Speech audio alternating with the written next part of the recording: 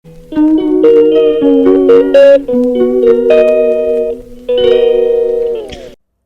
Everyone, আমি কারিনা, আপনাদের সবাইকে ওয়েলকাম করছি আমার Paris to UK blog part 2-তে। তো এখন ইডেনবার্গে আছি, একটু পরেই বাস থেকে নামবো। বাট ইডেনবার্গ জায়গাটা আসলে খুবই সুন্দর একটা জায়গা, এখানে প্রচুর প্রচুর প্রচুর টুরিস্ট আসে। তো আমার আসলে একটু খারাপই লাগছিল, কারণ মনে হচ্ছিলো যে একদিন আসলে ইডেনবার্গে আমরা থাকতে পারতাম, একদিন স্টে করে দেন তারপরের দিন আসলে সান্ডারল্যান্ডের উদ্দেশ্যে আমরা রওনা দিতাম। তো যাই হোক, যেহেতু ওইভাবে আসলে প্ল্যান করা হয় নাই, একদিনই আমাদের সব যেতে হবে, তো সেজন্য আর ওই চিন্তা করে লাভ নাই। সো যাই হোক, এখন হচ্ছে আমরা রেলওয়ে স্টেশনের দিকে যাব, এখন নিচে নেমে যাব। এই পাশে হচ্ছে রেলওয়ে স্টেশনটা। তো রেলওয়ে স্টেশনে যাওয়ার আগে, ট্রেনে ওঠার আগে চিন্তা করলাম যে একটু খাওয়া দাওয়া করে নেওয়া যাক, কারণ সাথে বাচ্চা আছে আর এদের তো ক্ষুধাও লেগে গেছে। আর বাচ্চা থাকলে আমার কাছে অলওয়েজ মনে হয় যে ম্যাকডোনাল্ডসই বেস্ট।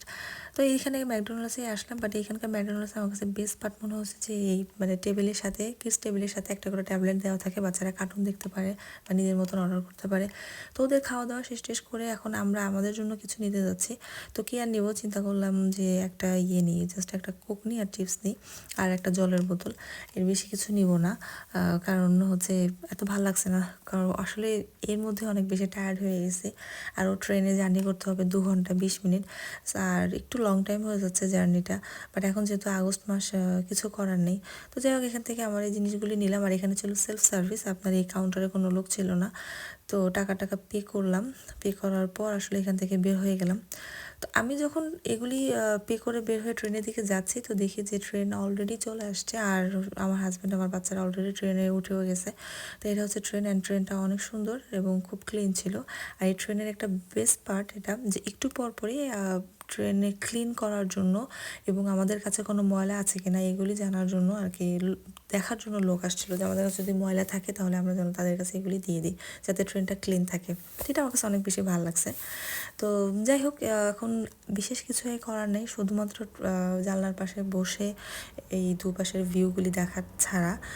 আর এই জায়গাটা সুন্দর, কারণ ইডেনবার্গে যখন নামলাম তখনই দেখলাম যে অনেক টুরিস্ট। আর তারপরও এমনিতেই যেহেতু ট্রেনগুলি শহরের একটু বাইরে দিয়ে যায়, তো ওই জায়গাগুলি নর্মালি অনেক সুন্দর হয়। তো এখন এগুলি দেখতেছি আর এনজয় করতেছি। আসলে আগস্ট মাসে এখন টিকিটের অনেক বেশি প্রবলেম থাকে, এই জন্য আসলে আমাদের জার্নিটা অনেক বেশি লং হয়ে গেছে। তা না হলে এত মানে লং জার্নি করে আসলে যেতে হতো না, ডাইরেক্ট ইডেনবার্গে নামলেই হতো। তো তারপর এই যে আমরা আমাদের চিপস কোক এগুলি সব শেষ করলাম। আমার অলরেডি আমি খুবই টায়ার্ড, আর বাচ্চারা তো আরও বেশি টায়ার্ড, আর ভালো লাগতেছিল না, মনে হচ্ছিলো যেন কখন নামবো কখন নামবো। তো যাই হোক, ফাইনালি এই যে নামলাম। সো আমরা নিউ ক্যাসেল চলে আসছি। তো নিউ ক্যাসেল থেকে আবার আমাদের সান্ডারল্যান্ডে যেতে হবে। সো জার্নি আমাদের এখনও শেষ হয় নাই, বাট আমরা আসলে এখন মানে ডোর খুঁজতেছিলাম যে কোন ডোর দিয়ে আমরা বের হব। তো এখানে আমি আবার একটু ভিডিও করতেছিলাম যে ফাইনালি হচ্ছে নিউ ক্যাসেল আমরা চলে আসলাম। অনেক বেশি টায়ার্ড, বাচ্চারা অনেক বেশি টায়ার্ড। আর আসলে আমি মানে খুব হোপ করতেছিলাম যেন অনেক আসতে, মানে আমার ভাইয়ের নাম অনেক, যার সাথে দেখা করতে আমরা যাচ্ছি। তো অনেক আসতে জানি লেট না করে, তাহলে আরও বেশি প্রবলেম হবে। তো এই তো ছোট্ট একটা ব্লগ আপনাদের সাথে সবাই শেয়ার করলাম। আর এটা হচ্ছে গিয়ে নিউ ক্যাসেল। নিউ ক্যাসেল এই শহরটা সুন্দর, ছোট শহর, বাট সুন্দর। তো এখানে আসলে আমার ভাই এখনও পর্যন্ত এসে পৌঁছায়নি, কারণ আমাদের ট্রেনটা নাকি 20 মিনিট আগে চলে আসছে, আর ও ট্রেন নাকি আরও 20 মিনিট পরে আসবে। তো এই হলো অবস্থা।